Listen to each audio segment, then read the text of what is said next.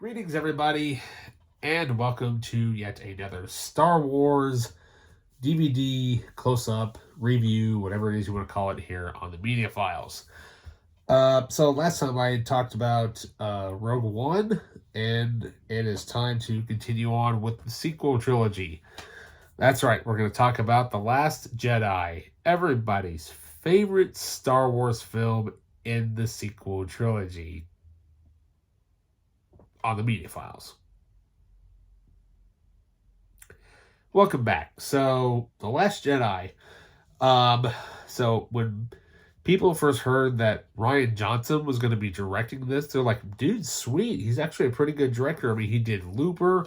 He directed a couple of really good episodes of Breaking Bad.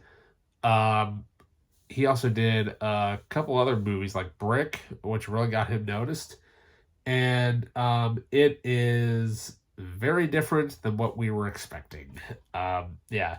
Not to mention, also, it's actually the longest film in the entire franchise, running at 152 minutes. It's only longer by let's see here, I think 3 or 4 minutes from Attack of the Clones, so not that much difference. But yeah, so when this movie came out, everybody was going absolutely stir crazy because here it is, we finally get to see what Luke has been up to the entire time since episode 6. Now, when they had the idea was that with each of the sequel movies, when it comes to the nostalgia characters, all the main characters would have basically their own story point. Force Awakens was more about Han Solo. Last Jedi was supposed to be more about Luke, and then episode 9 was going to be more about Carrie Fisher. Unfortunately, she passed away I believe it was just before this movie came out. Yeah. It's unfortunate that that this is basically her last, real performance on film. And it's sad that she did not get to really shoot anything on episode 9. But we'll get into that later. So we now have Rey has now been established as the last Jedi. And, so Luke basically trains her to become the next generation of Jedi after he lost all of his students to Kylo Ren and the Knights of Ren. Yeah, I forgot to mention that about The Force Awakens. They had this really cool idea to bring in Kylo Ren along with a whole bunch of other guys with him. They didn't even show up in this movie. Like, why would you even create such an iconic thing and barely even use them? Because we all wanted to see, in episode 8, basically during that small flashback, we wanted to see Luke's training huts get destroyed. We wanted to see that. Nope. All we saw was a little crunch, and that's basically it. But Mark Hamill does a really good job in this movie. I know personally, he really didn't like the way that the character of Luke went.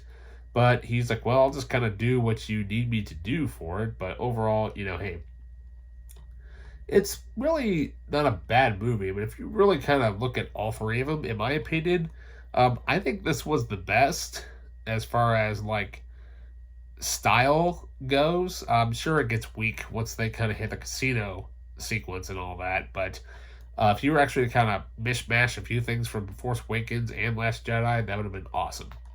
But I love the opening sequence of this movie, the opening bombing run, which is highly influenced from the World War II thriller 12 O'Clock High. If you have not watched that, check it out, because you can really see the references of that movie for the opening bombing sequence. And plus, also, we got to see something that we've never really seen from the Rebels, or in this case, the Resistance. A bombing run. Yeah, we kind of somewhat had that with Empire, but, nothing really along the lines of this, with the movie. But not only that, we got tons of brand new characters in this movie. We got all new characters, including of Finn, as well as the return of Captain Phasma and Kylo Ren. But we also get, surprise, a new character by the name of Admiral Holdo, played by Ellie Sattler herself. what is her name? Laura Dern. Yeah, Laura Dern. But then we also got a real big surprise we had no idea we were even expecting. And I'm not going to spoil it because a certain somebody shows up and we were all like, no way, I wasn't expecting him to show up. Yeah, they kept that under lock and key. But, overall, this movie's really, really good. But I think, if I am right, I think this is the only Star Wars film out of the 9 movies where a lightsaber doesn't clash with a lightsaber.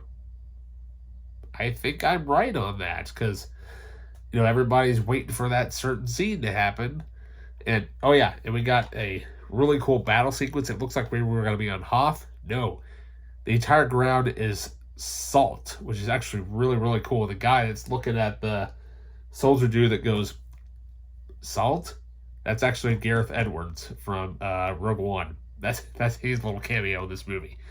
But yeah, overall, I thought this movie was pretty good. They let up. They added a few little things here. But none of that though. They could have trimmed it just a little bit more. There's just a few things here and there that some of the stuff that was cut out of it when you see the deleted scenes. That stuff should have stayed in. There's a few other scenes that could have been cut. From the theatrical trailer. Or not the trailer, but from the final film. But overall, it's a pretty good Star Wars movie, minus a few little nitpicks and flaws in here. But, so with that, we're going to continue on with the next film in the Star Wars universe. This time, the second spinoff, which is what we will discuss next time on the Media Files.